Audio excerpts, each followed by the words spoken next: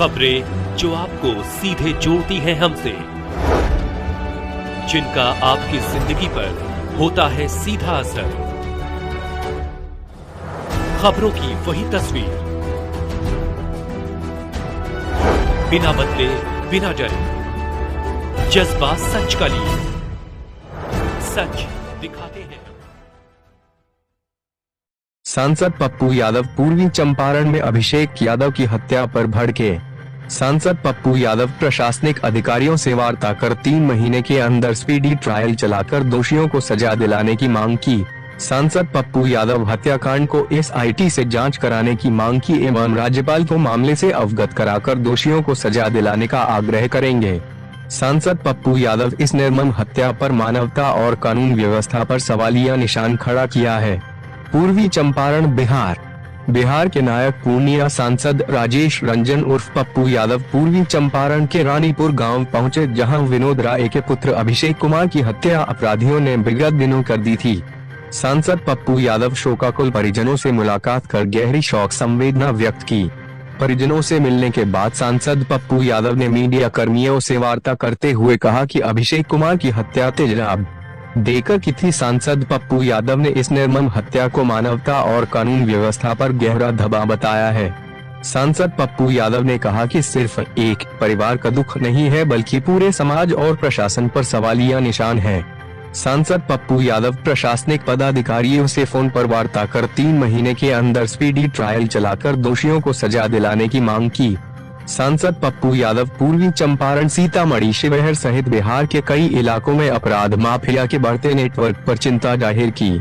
सांसद पप्पू यादव ने कहा कि अपराधी माफिया नेताओं के गठजोड़ को खत्म नहीं किया गया तो समाज बर्बादी के कगार पर पहुंच जाएगा। सांसद पप्पू यादव ने कहा कि अभिषेक को न्याय दिलाकर रहेंगे। इस मामले को SIT से जांच की मांग की। सांसद पप्पू यादव बिहार की कानून व्यवस्था पर सवाल उठाते हुए कहा कि आज अपराधियों का मनोबल चरम पर है।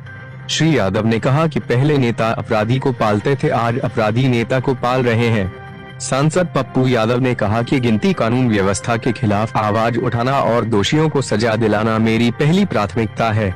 सांसद पप्पू यादव ने घोषणा किया कि इस मामले को राज्यपाल के समझ रखेंगे और दोषियों को सजा दिलाने का आग्रह करेंगे। सांसद पप्पू यादव ने कहा कि बिहार में कानून व्यवस्था का इकबाल खत्म हो चुका है, जिसे बहाल करना जरूरी है। भारत TV 24 के ब्यूरो चीफ अजय गुप्ता पूर्वी चंपारण के रानीपुर गांव में अभिषेक कुमार के शोकाकुल परिजनों से मिलते सांसद पप्पू यादव की तस्वीर एवं इस निर्मम हत्याकांड को लेकर क्या कुछ कहा है, उनके बेबाक आवाज से हम आपको रूबरू कराते हैं। पूर्वी चंपारण जिले के रानीपुर गांव से लौटकर ब्यूरो चीफ अजय गुप्ता की रिपोर्ट। एक बोझ बन के जी रहे हैं सबके ऊपर। उसके शीशा खोल देना। उसके कारण हम लोग जो है क्या नहीं किए। हटो सामने से। भाई था मेरा, बहुत लोकप्रिय था इस क्षेत्र में, बहुत सारे लोग थे जो उनको जानता था। बिल्कुल। और उसके भरोसे हम लोग थे कि हमारा भविष्य है, मेरे परिवार का भविष्य है, जो हम लोग को इस गरीबी के ऊपर लेके चलेगा, कुछ समाज के लिए करके दिखाएगा, लेकिन उसको ही दबा दिया गया। और जी इस बात का खलन था कि ये गरीब होके कैसे इतना लोकप्रियता प्राप्त कर लिया है। देखा हम देखे उसकी हत्या के बाद देखे CCTV फुटेज, मोबाइल लोकेशन, जहां इनकी हत्या हुई मोबाइल लोकेशन में कौन कौन लोग, जहां इन्हें उठाया गया वहां किनका मोबाइल है, और मोबाइल का कॉल डिटेल निकाला गया कि हत्या करने वाले से कब क्या क्या बातचीत हुई इनकी, और उस मोबाइल कॉल डिटेल में कौन कौन लोग इन्वॉल्व है, पीछे में कौन है। तो इस परिवार की सुरक्षा के साथ अब मुआवजा की भी मांग करेंगे और 3 महीने के अंदर स्पीडी ट्रायल हो,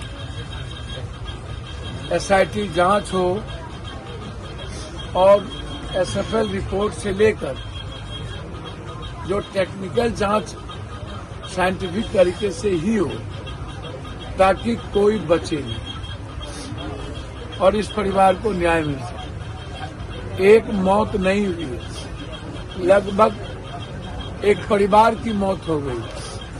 उनके पिताजी 6 भाई हैं और पूरा परिवार मार मार। सपना खत्म हो गया। एक उम्मीद था इस घर को, इस इलाके के नौजवानों को। हंसता हुआ वो चेहरा बिल्कुल सदा के लिए भगवान के घर चला गया। क्यों ऐसा होता है मुझे नहीं पता। हर दिन मैं 10-12 हत्या को देखता हूँ। 12 जिला 13 जिला। सर मेरा शरीर लाश हो चुका है। 82 से लाश उठा। मुझे अच्छे लोग मिलते ही नहीं। सारे अपराधी माफियाओं से मैं लड़ चुका, सारे दलाल से मैं लड़ चुका। यह इलाका खूनी संघर्ष का जंग हो गया। यहाँ से शिवर नक्सल का वही हाल, सीतामढ़ी में वही हाल। जब सीतामढ़ी जाओ किसी न किसी मौत में जाओ, जब शिवर जाओ किसी न किसी के लाश को उठाने जाओ, जब मोतिहारी आओ आज से थोड़ी 81-82 में जब caste gain and crime 3C caste gain and crime, gain गणना, क्राइम अपराध का, ये 3 चीज से मोतिहारी बेटियां परेशान। अब जमीन बालू शराब से परेशान और पूरा सिस्टम को लेकर ऊपर से नीचे सब। इसीलिए मैं आपको वचन देता हूं, इस बच्चे के न्याय में तो कभी नहीं रखूंगा। इसकी पूरी जांच हम करवाएंगे और एसपीडी ट्रायल भी और कॉल डिटेल भी और मोबाइल लोकेशन टावर भी और सीसीटीवी फुटेज, ये तीनों प्रक्रिया, चारों प्रक्रिया से गुजरकर इस परिवार को न्याय दिलाएंगे और मैं इस परिवार के साथ। सर एक सवाल रहेगा, करवाया गया, उसमें भी कुशवाहा जी में आए, वहां भी पैरवी मोहम्मद कुर्बान। कई बड़ी बड़ी घटनाओं में जमीन माफियाओं के द्वारा, जिसमें पूर्व मंत्री विधायक सब इन्वॉल्व है और समाज में कोई मतलब नहीं बचता। समाज में गलत लोगों के साथ खड़ी हो जाती जाति के आधार। अब अपराधी और माफियाओं के साथ आप खड़े हो जाइए और इकबाल भी खत्म हो गया कानून का। पता नहीं क्यों इकबाल खत्म हो गया। नीतीश कुमार की मानसिक स्थिति बहुत अच्छी रही नहीं, सरकार कोई और चला रहा है और सभी पार्टी अपराधी माफियाओं को टिकट भी देती है, उन लोगों से पैसे लेके पार्टी भी चलाती है, किचन रूम भी उन लोगों से चलती है। कोई एक पार्टी की बात नहीं, लगभग पार्टियां। अब आप हमको बताइए, जिस बच्चे की मौत हुई है उसकी पत्नी पागल, उसकी दादी पागल, उसकी माँ महापागल, उसके पिता पागल। अब एक साथ कितनी हत्या हुई, कितने दोस्त की उम्मीद थे वो, और हत्या भी रेयर एंड रेयर, इतने ज्यादा तरफा पे मारना। सो कौन सा गुनाह हो गया था कि तेजाब छींट के पहले उसको पीटा गया, मारा गया, तब तेजाब छींटा गया।